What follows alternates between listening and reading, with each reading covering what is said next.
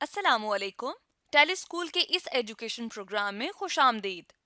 ये programme TV पर हुकूमत पाकिस्तान और सबक फाउंडेशन की शराकत से पेश किया जा रहा है। इसके लेसन्स पाकिस्तान के तमाम तालीमी बोर्ड बशमूल कैम्ब्रिज के सिलेबस के मुताबिक तैयार किए गए हैं, जिसमें एजुकेशन कंटेंट सबक फाउंडेशन प्रोवाइड कर रही है। सबक फाउंडेशन की वेबसाइट सबक.pk पर केजी से 12वीं जमात तक वीडियोस और प्रैक्टिस टेस्ट बिल्कुल मुफ्त दस्तयाब हैं। मैथमेटिक्स लेसन में आज का टॉपिक है लीनियर इक्वेशंस। ये टॉपिक फेडरल, पंजाब, केपीके और बलूचिस्तान बोर्ड में class 9 chapter number 7 linear equations and inequalities से लिया गया है, जबकि सिंध बोर्ड में ये चैप्टर नंबर 6 अलजेब्राइक सेंटेंसेस का टॉपिक है। आज के इस लेक्चर में हम सीखेंगे लीनियर इक्वेशंस, रेडिकल इक्वेशंस और एब्सोल्यूट वैल्यू इक्वेशंस को सॉल्व करना। आज के मैथमेटिक्स के लेसन और इससे मुंसलिक वीडियोस को घर बैठे देखने के लिए आप सबक.pk की वेबसाइट पर जा सकते हैं। यहाँ तमाम बोर्ड्स की 9वीं से 12वीं जमात तक मैथमेटिक्स के सारे टॉपिक्स पर वीडियोस और प्रैक्टिस टेस्ट बिल्कुल मुफ्त मौजूद हैं। इनके ज़रिए आप अपने कॉन्सेप्ट्स को पुख्ता करके इम्तिहानात में शानदार नंबर हासिल कर सकते हैं।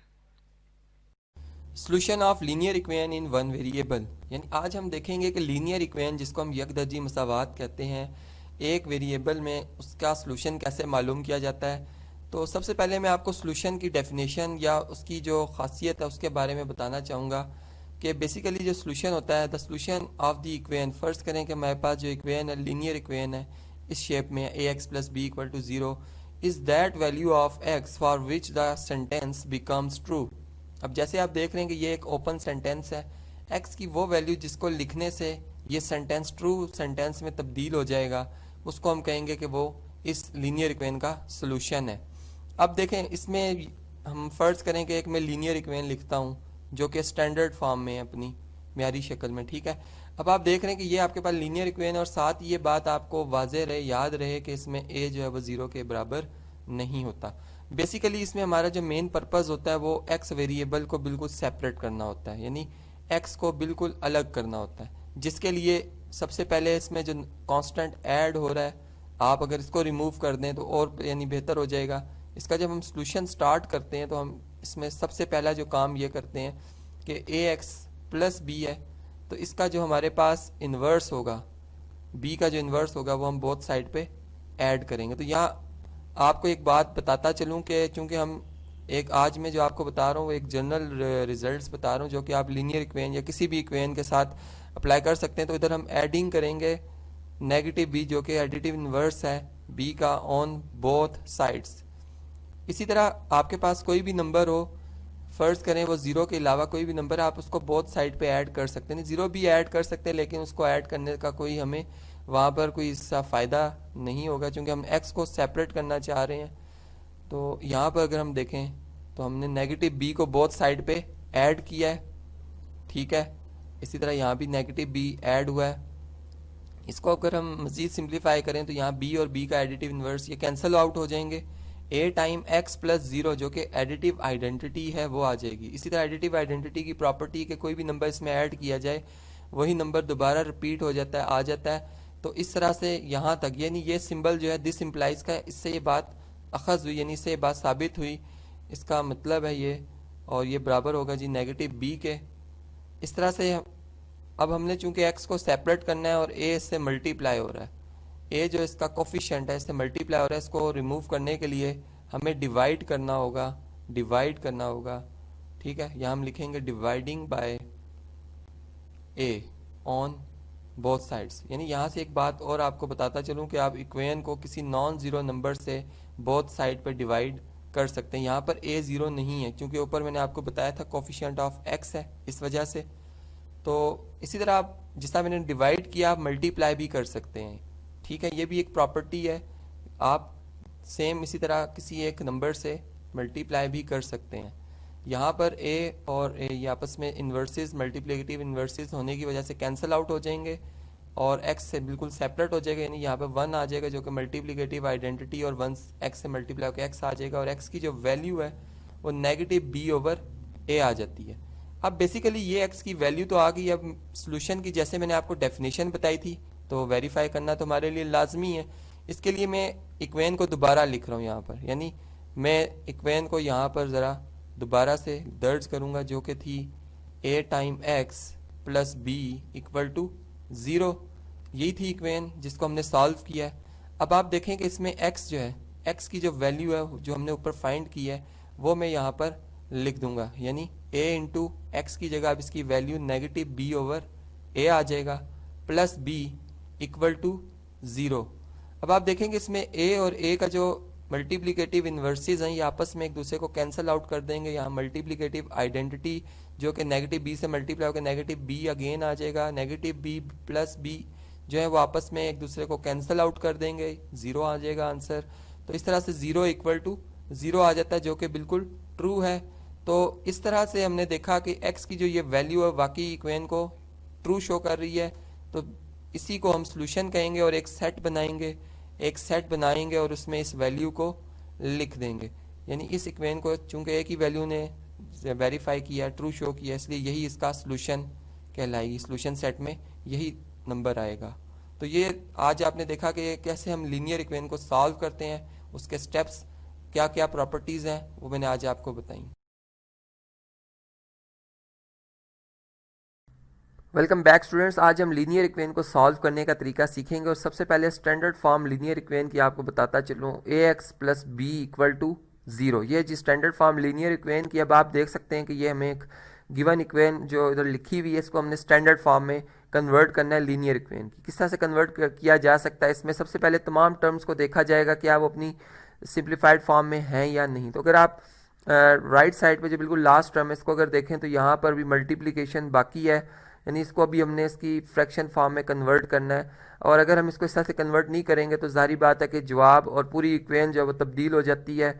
इस वजह से यहाँ पर सबसे पहले हम इसे फ्रैक्शन फॉर्म में लाएंगे इस तरह से कि 4 2 कितना होता है जी 8 प्लस 3 कितना हो जाएगा 11/4। अब देखें, अब बिल्कुल हम इन तमाम टर्म्स के एलसीएम को यहाँ पर कैलकुलेट कर सकते हैं, यानी तमाम डिनोमिनेटर्स के जो एलसीएम है देखते हैं जी क्या बनते हैं।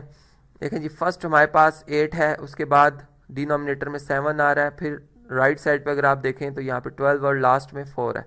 अब तमाम डिनोमिनेटर्स को अगर हम इनके प्राइम फैक्टर से डिवाइड करना शुरू करें तो यहाँ पे 4 आएगा, 7 एज इट इज़ 6 आ जाएगा एंड देन 2 2 4 होता है। इसी तरह 2 के टेबल से ये भी डिवीजन फर्दर बाकी है जी, यहाँ पे 3 आ जाएगा, यहाँ पे 1 आ जाएगा। इसी तरह से 2 के टेबल से 1 7 3 एंड 1 एंड इसी तरह यहाँ पर अगर आप देखें 3 के टेबल से 1 7 1 एंड 1 और लास्ट में जी 7 जो हमारे पास लास्ट इसमें प्राइम नंबर है। तो इस तरह से हमने देखा कि ये 2 2 4 4 2 8 8 3 24 मल्टीप्लाई बाय 7 168, ये इनका जी हमारे पास एलसीएम आ जाता है डिनोमिनेटर्स का। अब अगर मैं पूरी इक्वेशन को यहाँ पर ये मल्टीप्लाई का जी सिंबल है multiplying by 168 on both sides, तो इस इक्वेशन की जब बोथ साइड पे 168 से मल्टीप्लाई किया जाएगा, यानी फर्स्ट टर्म जो आप देख सकते हैं यहाँ पे इसको भी 168 से मल्टीप्लाई करेंगे हम, सेकंड टर्म को भी 168 से, इसी तरह राइट साइड पे यहाँ भी 168 और इसी तरह यहाँ भी 168 आ जाएगा। अब 8 को अगर 168 से डिवाइड किया जाए तो ये आप देख सकते हैं 8 1 ज़ार 8 8 2 ज़ार 16 एंड 8 1 21 आ जाता है। यहाँ पे ये 21 इंटू एक्स माइनस 2 आ जाएगा। इसी तरह से 7 के टेबल से अगर हम डिवाइड करें 7 1 ज़ार 7 एंड 7 2 ज़ार 14, यहाँ से 2 कैरी आएगा एंड 28 बनेगा, 7 4 ज़ार 20, इस तरह से 24 आ जाता है यहाँ पे आफ्टर डिवीजन। ठीक है, इसी तरह से अगर हम राइट साइड पे आ जाएं तो यहाँ पे आप देखें जी 12 के टेबल से 12 1 ज़ार 12 12 1 ज़ार 12 और 4 रिमाइंडर 4 48 हो जाएगा, 48 12 4 ज़ार 48 होता है, तो यहाँ पे 14 आ जाएगा, 14 इंटू 2x माइनस 3, जबकि यहाँ पे अगर आप देखें तो 4 के टेबल से जी 4 ज़ार 16 एंड 4 2 ज़ार 8 42 आ जाता है, तो 11 मल्टीप्लाई बाय 42। तो इस तरीके से ये हमारे पास नंबर आ रहा है। अब अगर इनको मज़ीद सिंप्लीफाई अगर आप करें, देखें जी यहाँ पर 21x से भी मल्टीप्लाई हो रहा है 21x, इसी तरह 21 2 से मल्टीप्लाई होगा 42, यहाँ पर 24x प्लस 24 को 4 से मल्टीप्लाई किया जाएगा जी, ये हमारे पास 96 आ जाएगा। इसी तरीके से यहाँ पर यह आता है जी 28x 14 2 ज़ार एंड 14 को 3 से अगर मल्टीप्लाई किया जाए तो ये हमारे पास बनता है जी यहाँ पर मल्टीप्लाई करके देख भी सकते हैं आप। 14 को अगर 3 से 42 बनता है, आई थिंक देख लेते हैं जी यहाँ पर जी 42 बनता है, 42 आ जाएगा। इसी तरह से 11 को 42 से मल्टीप्लाई करते हैं, यहाँ पर जी कैलकुलेटर भी हमारे पास, 11 मल्टीप्लाई बाय 42, तो ये हमारे पास क्या आंसर आता है जी 462। इधर लिख लेते हैं जी 462। तो ये तो थी जी हमारे पास अभी सिंप्लीफिकेशन। अभी इसको हम मज़ीद जो टर्म्स लाइक टर्म्स है जो ऐड हो सकती हैं, जो बात हम जानते हैं उसके मुताबिक चलते हैं जी। देखें यहाँ पर अगर हमारे पास जो एक्स वाली टर्म्स है, तमाम एक्स वाली टर्म्स को ऐड कर दिया जाए, इससे ये दो टर्म्स हैं, ये -3x आ जाएगा, 24 में से 21 निकाल दें -3। इसी तरह 96 में से अगर आप 42 को माइनस कर दें, या दोनों साइड पे प्लस कर दें जी 42 को, यहाँ भी और यहाँ भी बराबर हैं दोनों इक्वेशंस, यहाँ भी 42 ऐड होगा, यहाँ भी ये कैंसिल हो जाएगा, यहाँ पर हमारे पास सिंपल 96 बच जाता है। इसी तरह यहाँ पे अगर आप देखें तो 28x आ रहा है, जबकि माइनस का 462 आ रहा है। अब हम यहाँ पे ये काम करेंगे जी, माइनस का 462 इसको शिफ्ट कर दिया जाएगा लेफ्ट साइड पे, जबकि 3x जो कि नेगेटिव साइन के साथ है उसको राइट साइड पे शिफ्ट करेंगे। तो यहाँ पर इस तरह से 96 प्लस 462 आ जाएगा, जबकि यहाँ पर 28x प्लस 3x आ जाएगा। और अब हम अगर इनको ऐड करें यहाँ पर 96, देखें जी 462 ऑलरेडी हमने लिखा हुआ है, इसमें प्लस करेंगे हम, क्या ऐड करना है जी, हमने 96 को ऐड करना है। 96 को ऐड करें जी, ये बनता 558, जबकि 28 में अगर 3 ऐड किया जाए 31x बनता है। बोथ साइड पे अगर हम 31 से डिवाइड कर दें, ताकि x जो कि इसमें हमारे पास एक अननोन क्वांटिटी है, एक वेरिएबल है, उसको हम कैलकुलेट कर सकें। या 31 देखते जी 558 का डिवाइड हो सकता है 31 से, इसको डिवाइड करते देखते हैं जी 18, जी बिल्कुल डिवाइड हो रहा है यहाँ पर जी हमारे पास जवाब आ रहा है 18। तो इस तरह से हमने देखा जो वेरिएबल था इस लीनियर इक्वेशन में, उसकी जो हमारे पास वैल्यू आ रही है, x की वैल्यू आ रही है, वो 18 आ रही है। वेलकम स्टूडेंट्स, आज हम बात करेंगे conversion of radical equations into simple linear equations. तो सबसे पहले मैं आपको बताऊंगा कि रेडिकल इक्वेशंस क्या होती हैं। इनकी डेफिनेशन इस तरह से है, the equations in which variable is placed under the radical sign. अब रेडिकल साइन आप जानते हैं कि ये आपके पास जो जज़र की अलामत होती है, तो ऐसी इक्वेशंस जिसमें वेरिएबल जो है वो रेडिकल साइन में आ जाए, ऐसी इक्वेशन को कहते हैं कि वो रेडिकल इक्वेशन है। आज का हमारा जो टॉपिक है, बेसिकली हमने रेडिकल इक्वेशन को सिंपल लीनियर इक्वेशन में तब्दील करना और फिर सोल्यूशन फाइंड करना है। तो स्टार्ट करते हैं। एक एग्जांपल यहाँ पे मैं कोट करता हूँ जो कि रेडिकल इक्वेशन है। सिंपल सी मैं लिखता हूँ इक्वेशन, बेसिकली हमने रूल्स देखने हैं, समझने हैं कि क्या रूल है। फ़र्ज़ करें कि यहाँ पर ये जो इक्वेशन मैं अभी दर्ज कर रहा हूँ, ये एक रेडिकल इक्वेशन है, ठीक है। और इसका मैं पता कैसे चला कि रेडिकल इक्वेशन है कि इसमें वेरिएबल जो है वो आप देख सकते हैं कि रेडिकल साइन के अंदर आ रहा है, ठीक है। अब इसका सलूशन निकालने के लिए क्या तरीकाकार होगा, क्या पॉलिसी होगी, इसको समझना होगा। देखें जी, याद रखिएगा कि सबसे पहले चूंकि x वो अननोन क्वांटिटी जिसको हम फाइंड करने जा रहे हैं, ठीक है। अब x डिफरेंस 8 इक्वल टू 2 लिखा हुआ है, तो आपने सबसे पहले कांस्टेंट को एक साइड पे, यानी जितनी भी आपके पास लाइक टर्म्स हैं उनको सबको एक साइड पे यानी इकट्ठे करते जाना आपने। तो यहाँ पर जब आप 8 को शिफ्ट करेंगे, यानी इसका बोथ साइड पे जब एडिटिव इन्वर्स जो कि पॉजिटिव 8 ऐड करेंगे, तो यहाँ पर 8 ऐड हो जाएगा। और इस तरह से अंडर रूट एक्स या स्क्वायर रूट ऑफ एक्स, जिसको प्रिंसिपल स्क्वायर रूट भी कहा जाता है, ये बराबर आ जाएगा 10 के। अब आप देख सकते हैं कि यहाँ पर अब एक वेरिएबल है जो कि रेडिकल साइन के अंदर, और ये एग्जैक्ट बराबर है 10 के, यानी बीच में कोई नंबर ना ऐड हो रहा है ना सब्ट्रैक्ट हो रहा है, यानी इनका आपस में एक डायरेक्ट यानी रिलेशन आ गया यहाँ पर। अब हम ये कह सकते हैं कि यहाँ पर अगर स्क्वायर रूट को ख़त्म करना है तो स्क्वायर लेंगे, क्योंकि स्क्वायर रूट का क्या होता है जी, उसका इन्वर्स होता है। तो यहाँ पर अगर हम स्क्वायर कर लें, यानी इस तरह से लिखेंगे जी, taking square on both side. हम जानते हैं कि इक्वालिटी के केस में सेम प्रोसेस जो है वो इक्वेशन की बोथ साइड्स पे बी डॉट एस लिख रहा हूँ, बोथ साइड्स पढ़ा जाता है। तो ये यानी इक्वेशन की प्रॉपर्टी है, तो इस तरह से यहाँ पर भी स्क्वायर किया जाएगा। अब यहाँ से स्क्वायर और स्क्वायर रूट जो है वो आपस में कैंसल आउट हो जाएंगे, क्योंकि बेसिकली स्क्वायर रूट जो होता है वो एक्स की पावर 1/2 होता है, जबकि यहाँ पर स्क्वायर जो है इसकी पावर 2 है। और यहाँ पर 10 का स्क्वायर जो है वो बेसिकली 10 मल्टीप्लाई बाय 10 यानी 100 आ जाएगा।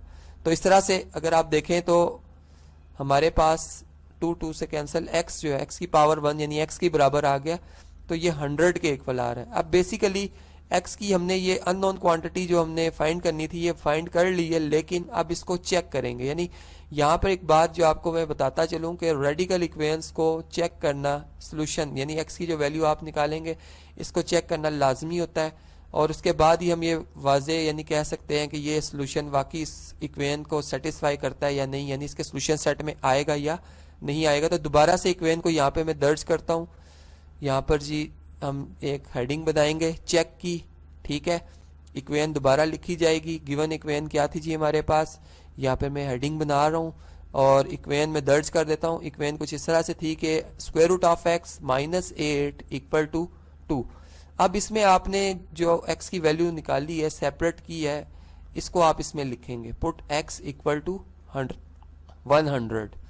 अब आप देख सकते हैं कि इक्वेशन में जहाँ पे एक्स आ रहा है यहाँ पर जी, यहाँ पर अब आप रेडिकल साइन लगाकर एक्स की जगह आपने इसकी वैल्यू जो 100 है वो लिख देनी है। बाकी -8 अपनी जगह पर जिसका यहाँ पर नजर आ रहा है इक्वल टू 2 है, यहाँ भी 2 लिख देंगे हम, ठीक है। अब देखिए 100 जो है, 100 का अगर आप स्क्वायर रूट लें तो बेसिकली 100 जो है वो 10 का स्क्वायर होता है, यानी बेस 10 के हवाले से अगर हम बात करें तो ये 10 का क्या जी स्क्वायर है, और डिफरेंस 8 इक्वल टू 2 आ रहा है। तो यहाँ से स्क्वायर और स्क्वायर रूट आपस में कैंसिल आउट हो जाएंगे, ठीक है। और इस तरह से चलेंगे, इसको कैंसिल भी कर लेते हैं, यानी स्क्वायर रूट से कैंसिल आउट हो जाते हैं। वो किस तरह होते हैं, बेसिकली 10 का स्क्वायर है और उसकी होल पावर 1/2 आ रही है, -8 इक्वल टू 2 है। और इस तरह से जब ये पावर यानी लॉ ऑफ एक्सपोनेंट की बेस पे जब हम पावर्स को पावर ऑफ पावर वाला रूल अप्लाई करते हैं तो ये पावर्स आपस में चूंकि एक दूसरे के मल्टीप्लिकेटिव इन्वर्सेस है कैंसिल आउट हो जाएंगे, यहाँ पे 10 बच जाएगा। 10 डिफरेंस 8 इक्वल टू 2 आ जाता है। और यहाँ से अगर आप देखें तो 10 डिफरेंस 8 जो होता है वो 2 ही के बराबर होता है, 2 इक्वल टू 2 आ गया है, तो जो कि बिल्कुल ट्रू है। तो यहाँ से ये बात साबित हो गई है, ये बात पता चल गई है कि जो हमने x की वैल्यू निकाली थी बेसिकली वो ठीक है। तो सोल्यूशन सेट जो होगा, सोल्यूशन सेट में हम फिर इस एलिमेंट को 100 को क्या कर देंगे जी, अब फाइनली लिख देंगे, यानी यहाँ पर एक सोल्यूशन सेट बनाएंगे और इस तरह से उसमें ये एलिमेंट जो 100 आया था ये हम लिख देंगे। तो यही इस रेडिकल इक्वेशन का सोल्यूशन है। तो आज के टॉपिक में आपने देखा कि कैसे एक रेडिकल इक्वेशन को सिंपल लीनियर इक्वेशन में तब्दील करते हैं और फिर कैसे चेक किया जाता है कि ये वाकई इस इक्वेशन का सोल्यूशन है या नहीं है।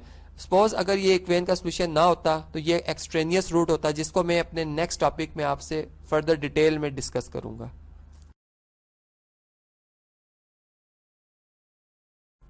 डियर स्टूडेंट्स, आज हम बात करेंगे solution of absolute valued equation in one variable, यानी हमारे पास एक मुतगय्यर में मतलब कीमत वाली जो मसावात होती हैं, आज उनका हल मालूम करने का हम तरीका देखेंगे। इसके लिए मैं एक एग्जांपल नंबर 1 यानी एग्जांपल कंसीडर करता हूँ। फॉर एग्जांपल मेरे पास एक मसावात इस तरह से है कि इसमें absolute value of x + 1 equal to 2 आ रही है। अब इस मसावात को हम किस तरह से हल कर सकते हैं, इसका भी तरीका इसी तरह से होगा कि जब हम इसका हल स्टार्ट करेंगे, यहाँ पर शुरू करेंगे हल, तो सबसे पहले हम मुतगय्यर वाली जो हमारे पास मुतगय्यर यानी वेरिएबल वाली जो टर्म आ रही है उसको हम अलग लिखेंगे, जबकि हमारे पास जो कांस्टेंट है यानी मुस्तकिल जो हमारे पास रकमें आ रही हैं उनको एक जगह पर इकट्ठा कर दिया जाएगा। यहाँ पर 2 - 1 आ जाएगा। अब आप देख रहे हैं कि यहाँ पर जो x मॉड है यानी एब्सोल्यूट वैल्यू ऑफ x है वो 2 में से 1 माइनस करें 1 के इक्वल आ रही है। अब यहाँ पर हम डेफिनेशन अप्लाई करेंगे। बेसिकली यहाँ पे जो x हमारे पास जो वेरिएबल है जो जिसका मॉड ले रहे हैं वो 1 के बराबर है, यानी x जो है, जैसे कि मैंने इससे पहले लेक्चर में बताया था कि मॉड की प्रॉपर्टी है कि इस पर अगर नेगेटिव नंबर लिख दिया जाए तो ये उसकी जो रेंज है, उसका जो आंसर है वो उसका नेगेटिव शो करता है। यानी यहाँ पे पॉसिबिलिटी है कि जो x आप वेरिएबल लिख रहे हैं वो +1 भी हो सकता है और -1 भी हो सकता है। यहाँ पे तो हमें 1 ही नज़र आएगा, यानी इक्वेशन की जो हमें राइट साइड है वहाँ पे तो एक पॉजिटिव नंबर ही नज़र आएगा, लेकिन यहाँ पे जो वेरिएबल लिखा जा रहा है, वेरिएबल की जो प्रॉपर्टी है यानी वेरिएबल प्लस में भी हो सकता है और माइनस में भी हो सकता है, इसलिए हमारा जो आंसर है x = +1 और x = -1 आएगा। अब चूंकि इधर और की कंडीशन आ रही है, यानी या हम कह रहे हैं या 1 होगा या नफी 1 होगा, इसलिए हम दोनों को ही सोल्यूशन सेट में शामिल कर लेंगे, यानी इन दोनों को ही हम सोल्यूशन सेट में शामिल कर लेंगे। इस तरह से हमारा जो सोल्यूशन सेट है उसमें 2 एलिमेंट्स आ जाएंगे, 1